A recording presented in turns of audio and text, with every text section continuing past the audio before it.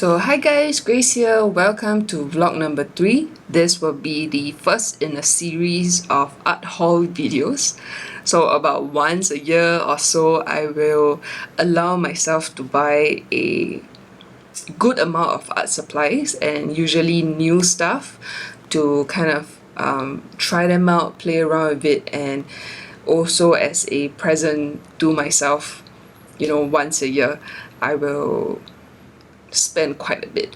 So the first haul today, which you will see, is Jackson's Arts, and this is not a very big haul, it's just a kind of like a small haul just to try interesting things that I've seen on the internet and other YouTubers use.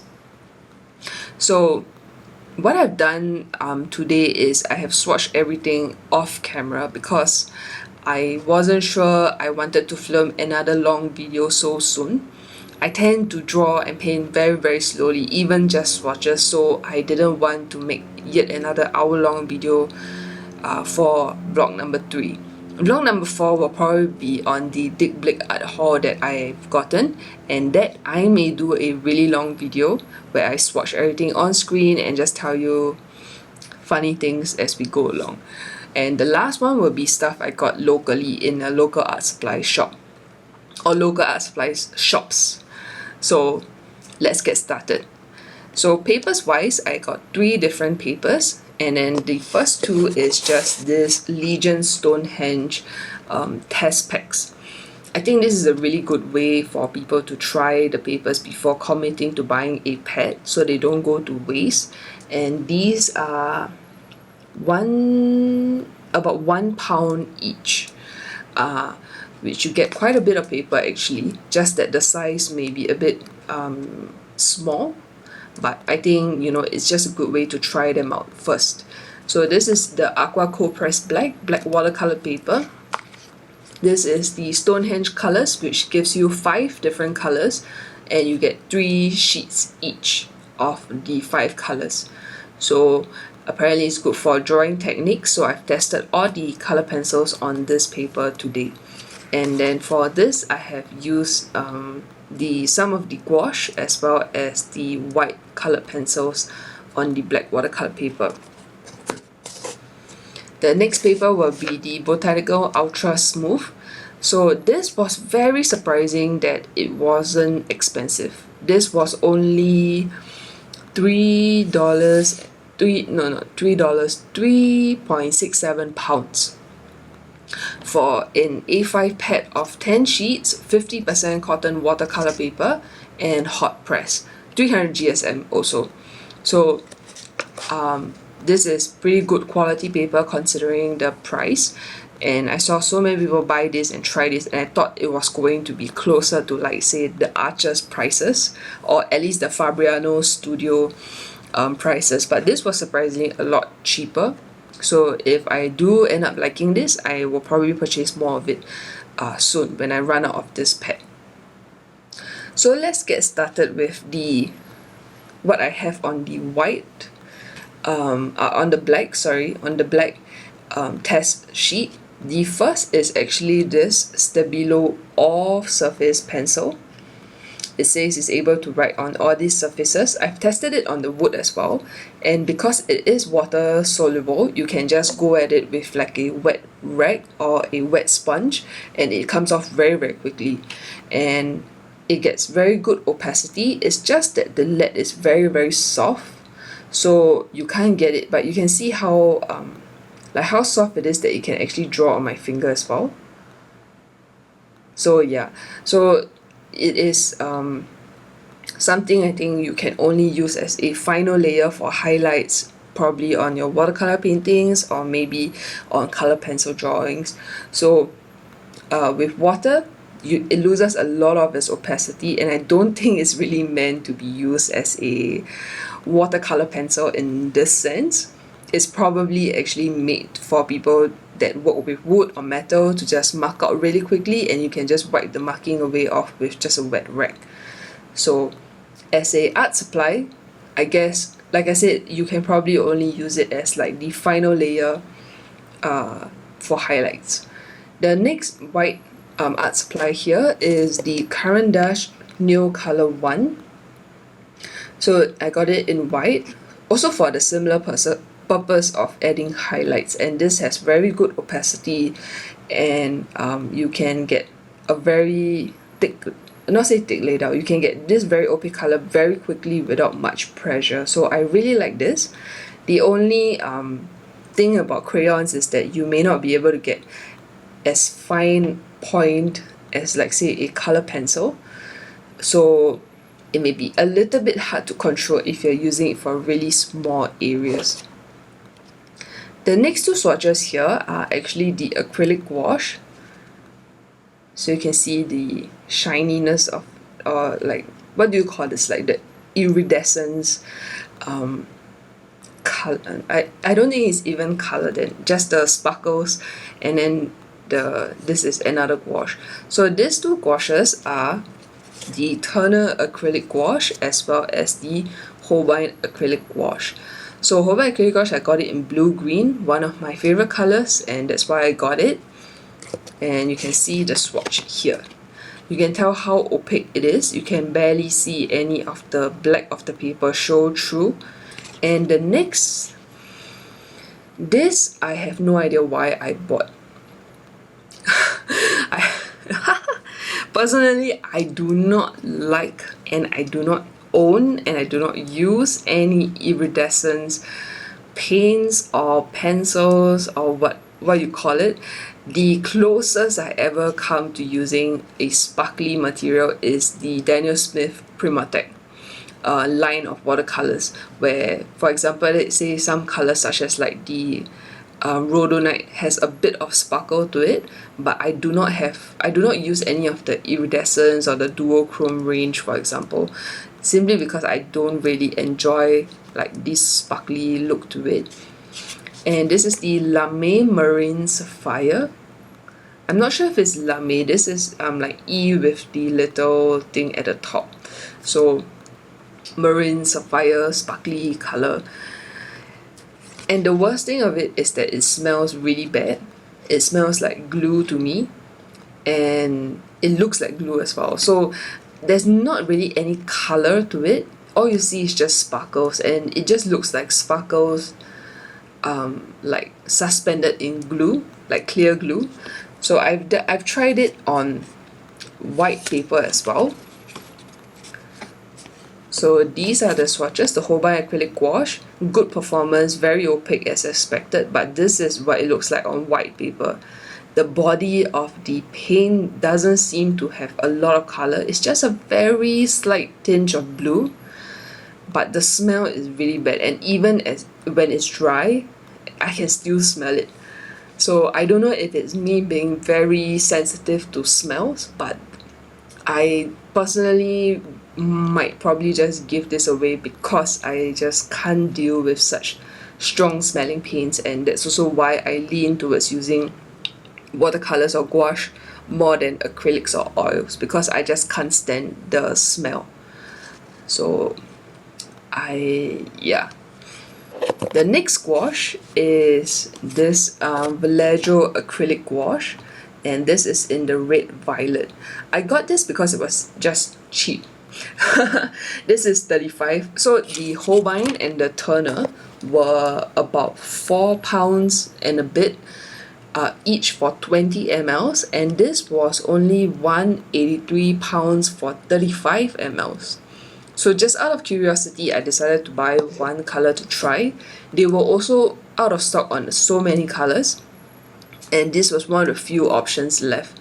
So this is why I got red violet. I tend to buy blues and greens more actually. But first of all, you will see how fluid this product is. It's actually, I guess, the consistency of like fluid acrylic. Like if I shake it, you can hear the liquid moving around, whereas if you were just to shake a normal tube, that nothing moves around on the inside. So the next thing is that it's not exactly opaque as well. You can still see quite a bit of the white of the paper show through, unfortunately. So I didn't even bother testing it on the black paper, because if you can see, if it's like this on white paper, chances are you probably won't be able to see much on the black paper, considering that it's also a pretty dark color. So that's the performance of it. But the smell is also the smell is okay. I could work with this, and probably it will just take maybe another layer to get full opacity if that's what you're going for. So still a pretty good product. I'm not upset by this considering the price, but this is just why is it like this? Anyway, let me just show you what it looks like. So do you think it just looks like glue? I don't know. Glue with sparkles in it. So I might very well just give this away to somebody because of the smell especially. So moving on, the one and only watercolor of the day, and the most expensive watercolor I've owned to date. This is the Roman Szmal's Vivianite or Blue Ochre. So a full pan of this costed £9.92, which translates to about 17 to 18 Singapore dollars. Oh, sorry, about 17 to 19 Singapore dollars, which for this price, I could probably buy a 15 ml tube of Daniel Smith Series 2 or Series 3 even. So that is how expensive this paint is to me, and I will use this very sparingly. But I'm also excited to see its potential because it is a very, very pretty color. This is what it looks like on paper.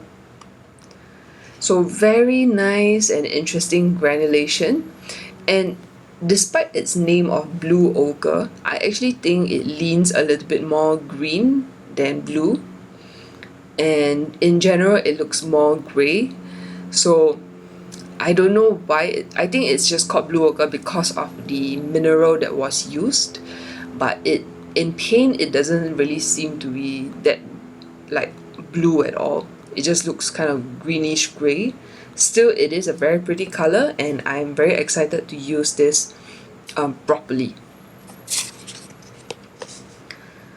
So continuing on with this paper, the bottom is all the nail color tools that I've bought. I've got 6 colors in total, which are here. So this is the nail color one, and then the rest are all nail color tools.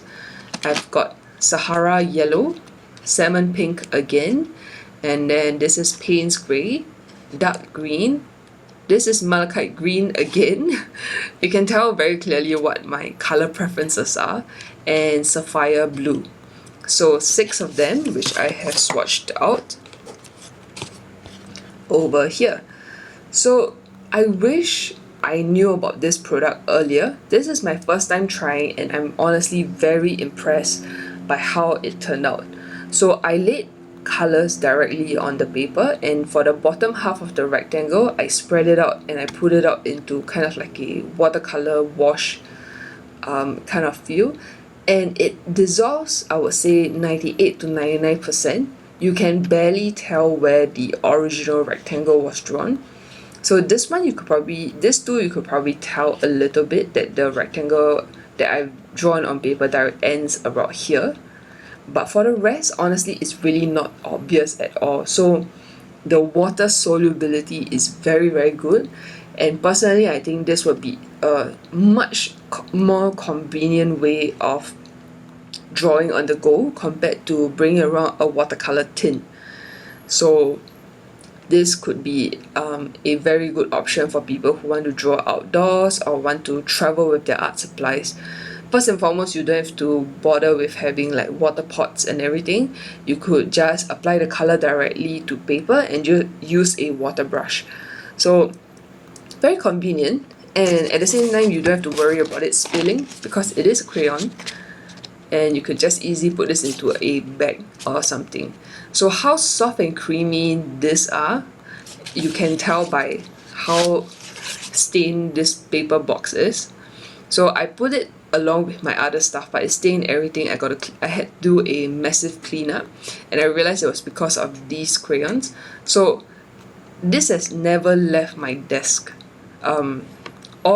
All that happened was just that it just did this maybe here and then every now and then, and this is how stained the box is already in 2 days.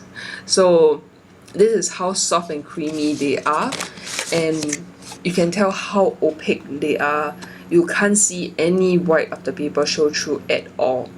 So I think this is something I'll definitely get more of very soon, but maybe not so soon once I lift my buying ban in a while, maybe next year, and then which is only 2 months away anyway. So maybe then I'll think about getting more nail color tools, because I really enjoy this performance and I think it's such a good art supply for anybody. The final would be color pencils. So all this, the only pencil that, okay, let's just go with what I have and what I know. This is a Polychromos in Juniper green. I have a set of 36 of these and I just wanted one more green, so that is why I bought this color in particular, and this is the swatch for it. So as Polychromos grow, you can't it holds the tip very well, and that's why it's so good for detailed work, but definitely it's nowhere near as soft and creamy as, say, like a Prismacolor. So from all the pencils that I have used, my so-called, what I consider the best pencil is the Caran Luminance. I think it is a very good balance of hardness in terms of that it can hold a pretty decent point for some time, and at the same time creamy enough to do a lot of the blending and like very smooth laydowns like a Prismacolor can. So that is why the rest of the pencils are an attempt to try to find a cheaper alternative to luminance pencils. The closest one I can find is this, which is the Holbein's Artist Color Pencil. I got the one in Forget Me Not Blue. This is personally what I feel the closest pencil I have tried that comes to the Caran Luminance. So very smooth, very creamy, and at the same time it holds a point decently well. So this, after doing this, it still holds and it didn't break at all, and there are very little crumbs when you use this pencil as well. So this is something I would definitely look more into if it was available locally open stock. So unfortunately at the moment the only place that I can get them at a decent price is Jackson's, which is where I bought this from, and it is £2.5 per pencil, which translates into roughly $4 to $5 Sing dollars, and that is not including shipping. So in Singapore, I can buy a Caran Luminance pencils for also about the same price, and I don't have to think about shipping. I can get them immediately off the shelves if I needed to. So for now, for this kind of performance, I will still go with the Luminance simply because of convenience, but I think the Holbein's performance comes in very, very, very close. The next two colors are the Caran Pablo pencils, and I got it in like why I say again just now is because this is also in Malachite green and salmon pink. So this is what it looks like. So this interestingly leans towards the Polychromos. If these pencils are cheaper for you in wherever you are in the world, I think this is a very good alternative to buying Polychromos in terms of performance. It holds the point decently well, it is on the harder side, it's not as creamy as say a Prismacolor for sure, but a pretty good alternative in my opinion. And this is 1.83 pounds, which is more or less the same price as a Polychromos for me of Jackson's art.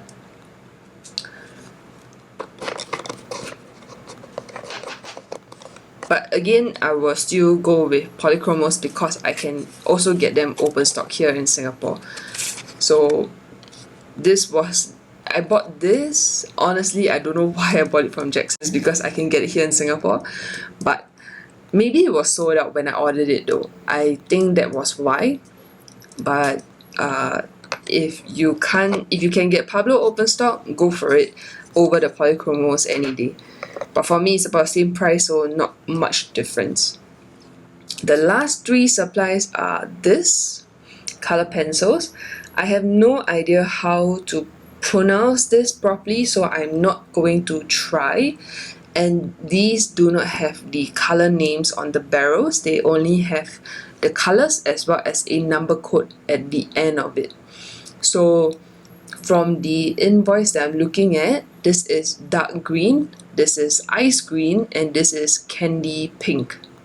And these three are the swatches here. So these pencils remind me a lot about the Derwent Color Soft. They are pretty creamy and pretty nice to use, but they tend to reach this point where before you get full saturation, you're already at the burnishing stage, and you can see how shiny the dark green is.